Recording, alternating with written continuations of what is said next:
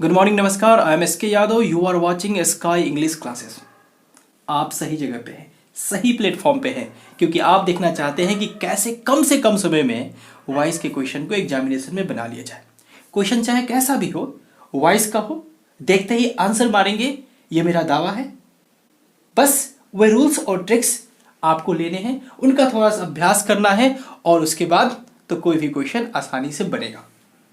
ये मैं ऐसे ही नहीं कह रहा, ये मेरा अनुभव है, 10 वर्षों का अनुभव है कॉम्पिटिटिव इंग्लिश में, कंपटीशन के बच्चों को पढ़ाते हुए, चाहे वो एसएससी की हो, बैंकिंग के हो, या फिर डिफेंस वाले हो, या फिर बोर्ड वाले हो।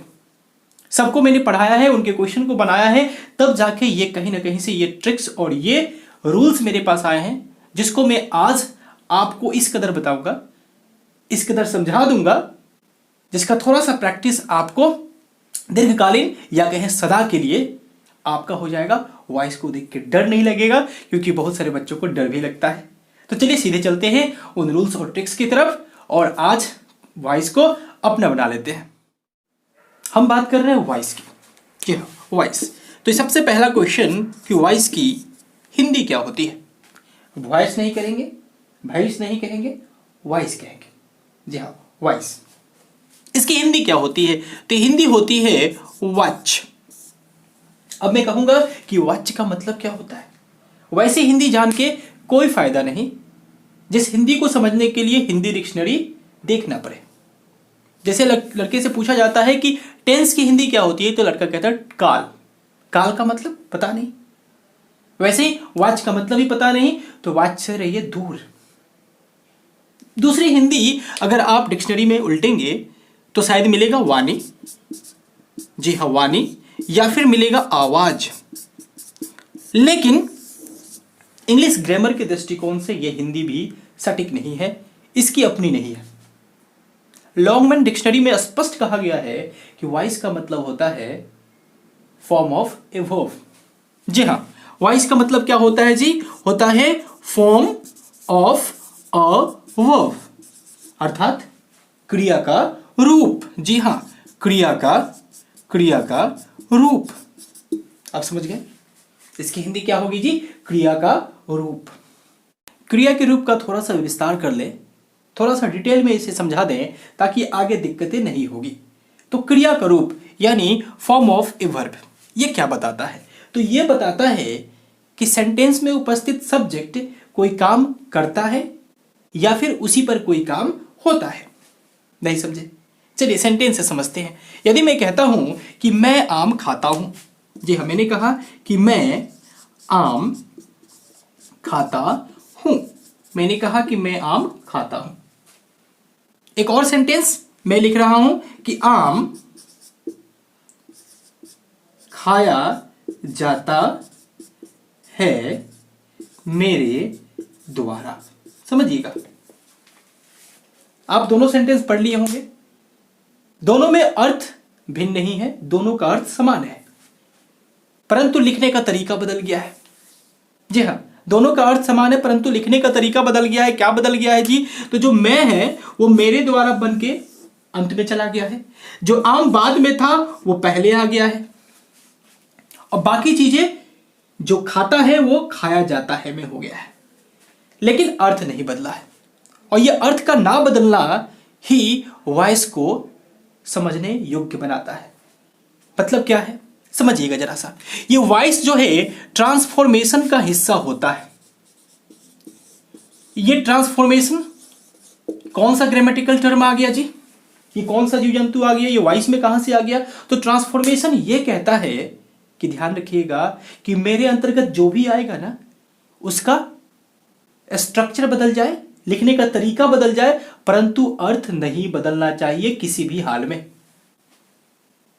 क्या बोला ट्रांसफॉर्मेशन? कि वॉइस मेरे ही अंतर्गत आता है, तो उसका लिखने का तरीका बदल दीजिए, अर्थात स्ट्रक्चर बदल दीजिए, परंतु उसका अर्थ नहीं बदलना चाहिए, उसका मीनिंग नहीं बदलना चाहिए। और मीनिंग कब नहीं बदलेगा? तो जब उसका टेंस नहीं बदलेगा, उसका ऑर्डर ऑफ वर्ब नहीं बदलेगा। क्योंकि जैसे ही टेंस बदलता है, वर्ब को रखने का ऑर्डर बदलते हैं, तो उसका मीनिंग भी बदल जाता है। तो ट्रांसफॉर्मेशन ये बार बार कहता है इस चीज को पल्ले बांध लीजिए कि चाहे कुछ भी हो जाए, वॉइस किसी तरीके से बनाए लेकिन अर्थ नहीं बदलना चाहिए। ठीक है। अब इसे इंग्लिश में कहें कि आई इट अ मैंगो। इसका एक और form, a mango is eaten by me. अब देखिए जरा सा, इसमें चीजें बदली है, उसकी चर्चा तो बाद में करेंगे, लेकिन इस चीज और इस चीज में फर्क नहीं है। ये हिंदी और ये इंग्लिश है, लेकिन बोलने का तरीका बदल गया है। और इसी बोलने के पैटर्न को वॉइस का दो पार्ट मान लेते हैं। एक जिसमें कर्ता सक्रिय होता है, कर्ता कोई काम करता है, तब उसे कहेंगे एक्टिव वॉइस। क्या कहेंगे जी? Active voice. अर्थात ये जो सेंटेंस है वो किस में है जी? तो एक्टिव में है। लेकिन वही कर्ता सक्रिय नहीं होता है, कर्ता पे ही कोई काम होता है, अर्थात वो निष्क्रिय होता है, तो वैसे को कहेंगे हम पैसिव वॉइस। यानी वॉइस के दो पार्ट हो गए, एक एक्टिव और दूसरा पैसिव। तो आइए अब बात करते हैं इनके रूल्स की, इनके ट्रिक की, जो आपको थोड़े से प्रैक्टिस में कम समय में वॉइस बनाने की ताकत देते हैं, कॉन्फिडेंस देते हैं। अब चाहे कितना भी कमजोर है, आपने आज तक वॉइस नहीं पढ़ा, आपको अंग्रेजी का ABCD भी नहीं आता है, कोई बात नहीं है, वीडियो में बने रहिए। जो चीज़ हम बता रहे हैं उसको केवल ध्यानपूर्वक सुनते चलिए, पढ़ते चलिए। देखिए वॉइस कैसे बनता है। मेरा एक सवाल है, बड़ा ही सीधा सवाल है, कैसे पहचानेंगे कि ये एक्टिव का सेंटेंस है, कैसे पहचानेंगे कि ये पैसिव का सेंटेंस है?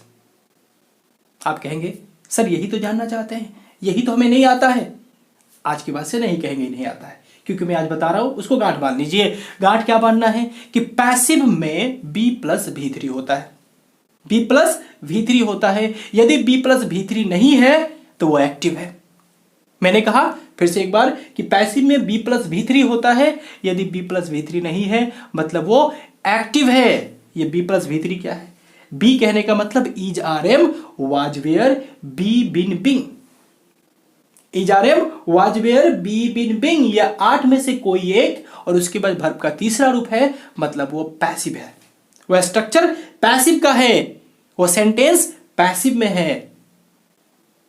और इनके अलावे कुछ भी है, कुछ भी है, कुछ भी में बहुत सारा हो सकता है, वो एक्टिव होगा।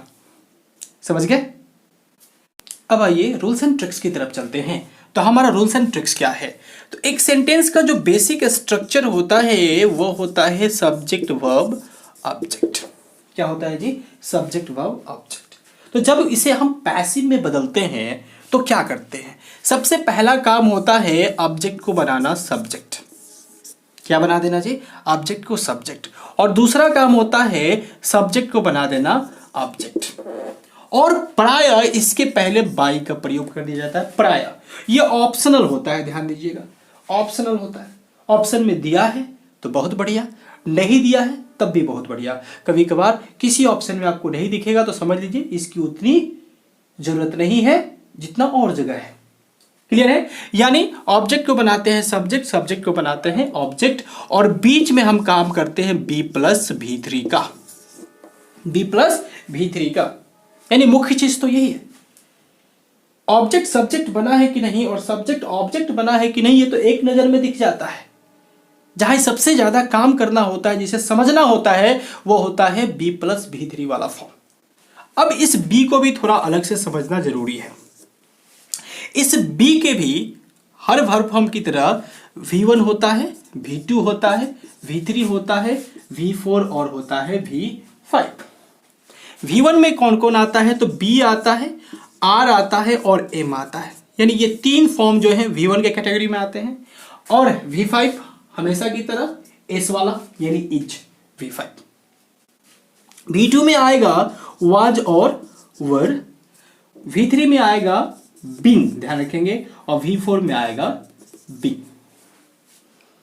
यानी बी की जगह जो 8 फॉर्म में, उसको मैंने 5 भागों में डिवाइड कर दिया। पहले वाले में बी, एम, आर, एम, दूसरे वाले में वाज, वर, तीसरे वाले में बिन, चौथे वाले में बिंग और पांचवा में इच। अब कहिएगा सर इसको कैसे यूज करना है, तो हम बता देते हैं, ऐसे समझाएंगे आगे भी। लेकिन यहां अगर थोड़ा सा बता दें कि जो हमारा प्रेजेंट इंडेफिनिट होगा। कौन जी? Present indefinite. या फिर कहें यदि सेंटेंस में डू या डज लगा होगा तो फिर उसके बदले हमको करना है इज, आर, एम में से किसी का प्रयोग, किसी एक का प्रयोग। अब इज रहेगा, आर रहेगा, एम रहेगा, ये निर्णय तो नया वाला सब्जेक्ट करेगा, वर्तमान सब्जेक्ट करेगा। दूसरा, यदि बात हो पास्ट इन डेफिनिट की, यानी यदि हो डिड, या तो पास्ट इंडेफिनिट हो या फिर हो डिड, तो उसके बदले हमको करना होगा वाज या वेयर में से किसी एक का प्रयोग। है ना, बड़ा सिंपल। तीसरा, कोई मॉडल, अगर कोई मॉडल्स हो या फिर कोई इंफिनिटिव हो तो फिर उसके लिए हम यूज करते हैं बी का। किसका जी? बी का। बी क्रिया के रूप में केवल बी का, क्योंकि मॉडल अपने बाद लेता है V1, तो V1 के कैटेगरी में आता है बी भी। चूंकि प्रेजेंट इंडेफिनिट में आता है या तो V1 या तो V5, इसलिए R और M V1 का भी ले लिया हमने और V5 का इज भी ले लिया। चूंकि पास्ट इंडेफिनिट में आता है V2, इसलिए हमने V2 वाज वेयर को ले लिया। क्योंकि फॉर्म्स ऑफ वर्ब बदल देंगे तो सेंटेंस का अर्थ बदल जाएगा ना, और सेंटेंस का अर्थ बदल जाएगा तो वो ट्रांसफॉर्मेशन नहीं रह जाएगा, गलत हो जाएगा। तो केवल सब्जेक्ट को ऑब्जेक्ट बना देना, ऑब्जेक्ट को सब्जेक्ट बना देना ही नहीं है। मुख्य चीज तो यह है कि आप B+V3 को किस तरह से सेट करते हैं, उसका ऑर्डर सही रखते हैं कि नहीं रखते हैं, मुख्य चीज ये है। बाकी बचा बिन और बिंग। तो बिन का प्रयोग कहां करेंगे जी? तो बिन का प्रयोग करेंगे परफेक्ट के लिए, यानी यदि हो हैज, हैव या फिर हैड। यानी सेंटेंस में यदि पहले से ही हैज, हैव या हैड हो तो उसमें हमको बी क्रिया लगाना पड़ता है। कौन सा जी? तो बिन का प्रयोग करेंगे, BEEN। और बिंग का ये तो कंटिन्यूअस, यानी यदि हो इज, आर, एम, वाज, वर, पहले से हो, सेंटेंस में पहले से, यानी पास्ट कंटिन्यूअस हो या फिर प्रेजेंट कंटिन्यूअस हो, तब हम करेंगे किसका प्रयोग जी? तो बिंग का। तो ये तो हुआ कि बी का प्रयोग हम कहां कहां करेंगे। फिर से एक बार, ऑब्जेक्ट को सब्जेक्ट बनाना है, सब्जेक्ट को ऑब्जेक्ट बनाना है, उस ऑब्जेक्ट से पहले प्राय बाई का प्रयोग कर देना है। और बीच में क्या करना है? तो बीच में हमको B+V3 का प्रयोग करना है, बी सब्जेक्ट की निगरानी में। जी हाँ, क्योंकि अब जो नया वाला सब्जेक्ट है वो अब वर्ब पे अपना अधिकार दिखाएगा, वो वर्ब को लीड करेगा, उसी के हिसाब से वर्ब होगा। तो इन चीजों को आप प्रैक्टिकली समझते हैं, सेंटेंस में समझते हैं, तब जाके क्लियर होगा। तो आपके सामने ये 4 क्वेश्चन है। यदि आप बनाना चाहें तो वीडियो को पॉज करके बना लीजिए, उसके बाद से आप देख सकते हैं। चलिए देखते हैं। तो पहला क्वेश्चन है कि आई प्ले क्रिकेट, मैं क्रिकेट खेलता हूं। आपको इसकी हिंदी आए या ना आए, डजेंट मैटर। आपको करना क्या है? तो जो ऑब्जेक्ट है उसको बनाना है सब्जेक्ट, जो सब्जेक्ट है उसको बनाना है ऑब्जेक्ट। तो हमारा सब्जेक्ट बनेगा कौन जी? तो क्रिकेट बनेगा। ऑब्जेक्ट कौन बन जाएगा? तो बाई मी हो जाएगा। ध्यान से सुनिएगा, बाई मी क्यों होगा? तो आई जो है सब्जेक्ट, लेकिन जब उसे ऑब्जेक्ट के रूप में बदलेंगे तो मैंने तो कहा था कि ऑब्जेक्ट के पहले प्राय बाई आ जाएगा, लेकिन ये नहीं कहा था कि उसका फॉर्म भी बदलेगा। तो मैं अभी कह दे रहा हूं, उसका फॉर्म बदलेगा। बदलेगा कैसे? तो पहले ये सब्जेक्टिव था, अब हो जाएगा ऑब्जेक्टिव, और ऑब्जेक्टिव में आई का हो जाता है मी, ही का हो जाता है हिम, दे का हो जाता है देम। ये चीजें थोड़ी सी आपको याद रखनी पड़ेगी, ठीक है। चलिए, तो ये हो गया। अब बीच में वर्ब का काम करना है। तो ये देखिए, ये प्रेजेंट इंडेफिनिट है ना जी। सब्जेक्ट के बाद V1 का प्रयोग बताता है कि प्रेजेंट इंडेफिनिट है। तो प्रेजेंट इंडेफिनिट के लिए हमने क्या कहा था? बी क्रिया के रूप में हम क्या यूज करेंगे जी? तो हमको करना है इज, आर, एम में से किसी एक को। तो किसी एक का चुनाव कैसे करेंगे? तो जो नया वाला सब्जेक्ट है उसी को ध्यान में रख के। तो क्रिकेट हमारा सिंगुलर है, तो क्रिकेट के लिए क्या आ जाएगा जी? तो इज आएगा। तो क्रिकेट इज। अब इसका यानी जो मेन वर्ब है उसी का V3 फॉर्म होता है। V3 फॉर्म कहीं और से नहीं लाते, वही जो मेन वर्ब होता है सेंटेंस का, एक्टिव का, उसी का V3 फॉर्म। तो प्ले का हो जाएगा प्लेट। बन गया, यानी cricket is played by me. दूसरा, he has broken my pen. अब इसमें केवल क्रिकेट था, इसमें अब दो शब्द हो गए और ये दोनों ही ऑब्जेक्ट की कैटेगरी में है, तो ये दोनों के दोनों उठ के आगे आ जाएंगे, माई पेन। अब चूंकि पहले से इसमें हैज है, तो ध्यान रखिए मैंने कहा था कि ऑर्डर ऑफ वर्ब नहीं बदलना चाहिए, उसमें परिवर्तन नहीं आना चाहिए, उसका टेंस नहीं बदलना चाहिए, क्योंकि उसमें जब परिवर्तन करेंगे, उसको जब हटाएंगे तो फिर शायद टेंस बदलने का खतरा रहेगा, और जब टेंस बदल जाएगा तो अर्थ बदल जाएगा। तो ऑर्डर ऑफ वर्ब भी नहीं बदलना चाहिए। अब रही बात कि हैज है, तो हैज यहां लिखेंगे, उससे पहले देख लेंगे कि माई पेन जो है वो हैज लेगा कि नहीं लेगा, कहीं हैव तो नहीं लेगा, क्योंकि हैज और हैव एक ही टेंस को बताते हैं, एक सिंगुलर है और एक प्लूरल है, तो सिंगुलर सिंगुलर सब्जेक्ट के साथ और प्लूरल प्लूरल सब्जेक्ट के साथ, तो ये चीजें आपको देखनी होगी। लेकिन यहां माई पेन सिंगुलर ही लेगा, तो क्या हो जाएगा, हैज का हैज हो जाएगा। अब उसके बाद देखिए, ये परफेक्ट का सेंटेंस है, और परफेक्ट के सेंटेंस में क्या होता है, तो हैज या हैव के बाद होता है V3।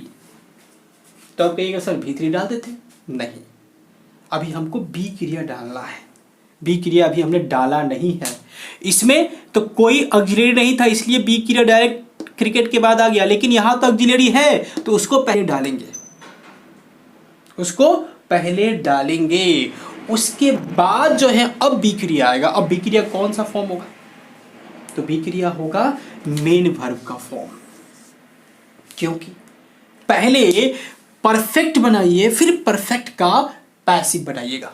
जी हाँ, क्या कहा, बहुत बड़ी बात हमने कहा, पहले परफेक्ट बनाइए फिर परफेक्ट का पैसिव बनाइए, क्योंकि उस टेंस का पैसिव तभी बनेगा जब वो पहले टेंस बनेगा। तो परफेक्ट बनने के लिए क्या चाहिए, तो हैज हैव के बाद चाहिए V3, क्या चाहिए, हैज हैव के बाद V3, और पैसिव बनने के लिए क्या चाहिए, B प्लस V3। तो अब V3 वैसा बनाए जो V3 का भी काम करे और B क्रिया का भी काम करे, यानी B का ही कोई V3 फॉर्म डाल दें, तो B का V3 फॉर्म यानी B, तब ब्रोकन, क्योंकि ये तो V3 पहले ही से है, हमको V3 की जरूरत ही है, तो ब्रोकन और बाई ए। अब समझ गए, यानी ऑर्डर ऑफ वर्ब में कैसे हमको ध्यान रखना है, तो उस वर्ब वाले पोर्शन को ही समझना है। Do you love me, question mark होना चाहिए, क्या तुम मुझे प्यार करते हो, हिंदी क्या होगी जी क्या मुझे तुम्हारे द्वारा प्यार किया जाता है, या क्या मुझे प्यार किया जाता है तुम्हारे द्वारा, तो हिंदी छोड़िए, सीधे आइए इंग्लिश पे। तो देखिए, तो डू लगा हुआ है, तो मैंने कहा था कि प्रेजेंट इंडेफिनिट हो या फिर डू या डज का मामला हो, तो हम उसके बदले लगाते इज आर, एम में से कोई एक। तो अब यहां इज लगेगा कि आर लगेगा कि एम लगेगा, इसका निर्णय तो नया वाला सब्जेक्ट करेगा, और नया वाला सब्जेक्ट कौन, जो ऑब्जेक्ट होगा वो सब्जेक्ट बनेगा। तो मी जब सब्जेक्ट बनेगा तो हो जाएगा आई, और आई से पहले हमको लगाना है इज आर एम में से, तो आई से पहले क्या लगेगा जी, तो एम लगेगा, तब लगेगा आई। अब एम आई, अब कहिएगा सर बी क्रिया लगा कि नहीं लगा, तो लग गया, क्योंकि प्रेजेंट इंडेफिनिट में डू डज आता है इंट्रोगेटिव बनाने के लिए, लेकिन जैसे ही उसका पैसिव बनाएंगे तो डू डज हट जाएगा और उसके बदले आ जाएगा इज आर एम में से कोई एक, और वो बी क्रिया का भी काम करेगा। क्या चीज का, बी क्रिया का भी काम करेगा, यानी एम आई, और अब सीधे हो जाएगा लव्ड बाय यू, यू का यू ही, क्योंकि यू सब्जेक्टिव भी होता है ऑब्जेक्टिव भी होता है। अब कहिएगा कि सर एम को पहले क्यों रखे, बाद में क्यों नहीं रख दिए, आई एम लव्ड क्यों नहीं कर दिए, इसलिए क्योंकि ये इंटरोगेटिव है, और इंटरोगेटिव में सब्जेक्ट से पहले वर्ब होता है। यदि उसका पैसिव भी उसी तरह नहीं बनाएंगे, सब्जेक्ट से पहले वर्ब नहीं रखेंगे, तो ऑर्डर ऑफ वर्ब का प्रॉब्लम क्रिएट होगा, उसका अर्थ बदल जाएगा, और अर्थ बदल जाएगा तो वो वॉइस का क्वेश्चन गलत हो जाएगा, क्योंकि वॉइस ट्रांसफॉर्मेशन का हिस्सा है, और ट्रांसफॉर्मेशन में अर्थ नहीं बदलना चाहिए। क्लियर है, चलिए अंतिम है, they are writing a book, वे लोग, एक से ज्यादा लोग हैं, एक बुक लिख रहे हैं। तो चलिए, अब ये आपका सब्जेक्ट ए बुक। अब ए बुक के बाद अब आर रखना है तो आर रख दें? नहीं, आर नहीं होगा। क्यों? क्योंकि इज आर एम ये तीनों जो है कंटिन्यूअस को बताता है, तो इनमें से कोई आ सकता है, लेकिन शर्त है कि सब्जेक्ट जो कहेगा वही। तो सब्जेक्ट ए बुक, आर नहीं लेगा, क्या लेगा जी? इज। अब कंटिन्यूअस है, आर के बाद V4 आया है, यानी प्रेजेंट कंटिन्यूअस है, तो पहले इस सेंटेंस को प्रेजेंट कंटिन्यूअस तो बनाइए। तो प्रेजेंट कंटिन्यूअस होने के लिए इज आर एम के बाद V4 चाहिए है, तो V4 डालेंगे ना यहाँ पे। अब V4 भी डाले और वो B का भी काम कर जाए, क्योंकि B प्लस V3 भी तो डालना है पैसिव के लिए, तो वैसा ढूंढेंगे जो B का भी काम करे और V4 का भी काम करे। अगर इसमें ज्यादा दिमाग लगता है तो अच्छा होगा कि इस मेन वर्ब के फॉर्म को देखिए और यही वाला फॉर्म बी में से उठा लीजिए, या फिर जो मैंने कहा था कि इज आर एम रहेगा तो बिंग रहेगा। तो बहुत सारे तरीके हैं। तरीका नंबर 1 कि वहां याद कर लीजिए कि इज आर एम रहेगा तो हमको बिंग उठाना है। तरीका नंबर 2 यहां देख लीजिए कि मेन वर्ब किस फॉर्म में है, वो फॉर्म वहां से उठा लीजिए बी के पांचों फॉर्म में से। ठीक है। तरीका नंबर 3 कि हमको कंटिन्यूअस पहले बनाना है, तो कंटिन्यूअस के लिए चाहिए V4, तो V4 उठा लीजिए। तो किसी तरह से आप समझ जाइए, ज्यादा आसान है कि मेन वर्ब को देखिए और उसी का बी फॉर्म डाल दीजिए, यानी बिंग। अब इसका V3 यानी रिटन बाय देम, देखा देम। उम्मीद है कि आप समझ गए होंगे। अगर अभी भी आपको दिक्कत है तो चलिए ना, बहुत सारे क्वेश्चन का जो प्रीवियस ईयर के क्वेश्चन है उनका प्रैक्टिस कर लेते हैं, उसके बाद तो पूछिए बात, एकदम से वॉइस अलविदा कह देगा, आपसे नहीं आपका होके। देखिए पहला क्वेश्चन है आपके स्क्रीन पे, डॉग्स ऑलवेज चेस कैट्स, यानी कुत्ते जो है हमेशा बिल्लियों का पीछा करते हैं। अब इसका टेंस क्या है ये पहले पता लगा लीजिए। तो टेंस है इसका प्रेजेंट इंडेफिनिट। आप कहिएगा ऑलवेज के चलते, तो नहीं, चेस के चलते। ऑलवेज तो एक एडवर्ब है और एडवर्ब जनरली सब्जेक्ट और वर्ब के बीच में आता है। ऑलवेज का मतलब हमेशा। तो यहां प्रेजेंट इंडेफिनिट टेंस का पैसिव बनाना है। तो प्रेजेंट इंडेफिनिट में क्या करते हैं हम, तो पहले सब्जेक्ट ऑब्जेक्ट वाला काम तो होता ही है। तो देखिए ना, कैट्स हमारा ऑब्जेक्ट है, तो कैट्स तो सब में है। अब ए से लेकर डी तक देखेंगे तो सब में कैट्स है, तो कैट्स को फोकस करने से आंसर तक आप नहीं पहुंचिएगा, क्योंकि ऑप्शन वाले में आपको डायरेक्ट आंसर तक जाने से अच्छा होता है कि गलत आंसर को हटाइए, बाहर कीजिए, एलिमिनेट कर दीजिए, छांट दीजिए, जो बचेगा वही सही आंसर हो जाएगा। तो लेकिन वैसे चीज पे फोकस नहीं करना है जो सभी ऑप्शन में अवेलेबल है, क्योंकि उससे कोई निष्कर्ष सामने नहीं आएगा। तो इधर कैट सब में है, ए से लेकर डी तक में, और उधर देखिए डॉग्स जो है सब में है। अब रही बात कि किसी में बाई पहले नहीं है, किसी में है, तो वो भी एक मुद्दा है छांटने का, है ना। तो पहला अगर देखें कि पहले वाले में डॉग्स के पहले बाई नहीं है, तो पहला छट जाएगा, वो तो आंसर किसी हाल में नहीं होने वाला है। दूसरे वाले में बाई है, तीसरे वाले में बाई है, और चौथे वाले में भी बाई है, मतलब एक आपका छट गया। उसके बाद देखिए टेंस क्या है जी, प्रेजेंट इंडेफिनिट। प्रेजेंट इंडेफिनिट में बी क्रिया क्या आएगा, तो इज आर एम में से कोई आएगा। तो इज आर एम में से कौन कौन में है, तो देखिए तो बी में आपका हैव है, हैव छट गया, वो आंसर नहीं होगा। सी में आर है और डी में भी आर है, मतलब ये दोनों आंसर हो सकता है। उसके तुरंत आगे बढ़िए तो ऑलवेज है और दूसरे वाले में डी वाले में बिंग है, बिंग होगा। बिंग तो कंटिन्यूअस में आता है। अब बात तो यहां प्रेजेंट इंडेफिनिट की है, आंसर क्या होगा, सी, है ना। जवाब कितना जल्दी हो गया। अब इसको और थोड़ा प्रैक्टिस में लाइए, दूसरे क्वेश्चन पे आइए। I have bought a new car. New car, a new car जो है आपका पूरा ऑब्जेक्ट बन जाएगा। देखिए सब में है, ए से लेकर डी तक में, है ना, तो ये भी कॉमन है। उसके बाद देखिए बाय मी, बाय मी, बाय मी, अंत में देखिए सब में है, ए से लेकर डी तक में। तो फिर ऑब्जेक्ट सब्जेक्ट और सब्जेक्ट ऑब्जेक्ट सब में है, तो उससे काम नहीं चलने वाला। वर्ब पे फोकस कीजिए। वर्ब में क्या है जी, तो प्रेजेंट परफेक्ट है, हैव बाउट है। अब नया वाला सब्जेक्ट कौन है, ए न्यू कार। तो ए न्यू कार हैव लेगा या हैज लेगा, हैज लेगा। तो हैज किसमें है, तो हैज एक ही में है, किसमें जी, तो सी में। सी आंसर हो जाएगा, बाकी जगह छोड़िए। तो ये तरीका जब डेवलप हो जाएगा ना, तो कैसे हम छाट के सही आंसर तक पहुंच जाए, तो फिर चीजें बड़ा आसान हो जाएगी। और रूल तो कुछ ज्यादा है नहीं, सब्जेक्ट को ऑब्जेक्ट बनाना, ऑब्जेक्ट को सब्जेक्ट बनाना, बीच में B+V3 लगाना है ना। चलिए तीसरा नंबर क्या है जी, Sharma was cleaning the house. देखिए तो द हाउस सब में है, बाई शर्मा उधर सब में है ना, ए से लेकर डी तक में, शुरू में द हाउस और अंत में बाई शर्मा। बीच में देखिए वाज क्लीनिंग, पास्ट कंटिन्यूअस, तो वाज क्लीनिंग ये क्या हो जाएगा, वाज का वाज रह जाएगा, क्योंकि हाउस भी अपने बात तो वाज ही लेगा, तो वाज का वाज रहेगा, लेकिन कंटिन्यूअस है तो is are am was were के बाद हमको क्या लगाना है जी, कंटिन्यूअस है। या फिर कहे तो वर्ब का चौथा रूप यूज किया गया है एक्टिव में, तो हमको बिंग लगाना है, तो बिंग किस में है, वाज के बाद, तो वाज के बाद बिंग जो है आपका मात्र सी में है, तो आंसर हो जाएगा सी। बन रहा है ना, कितना जल्दी बन रहा है, यही तो प्रैक्टिस है।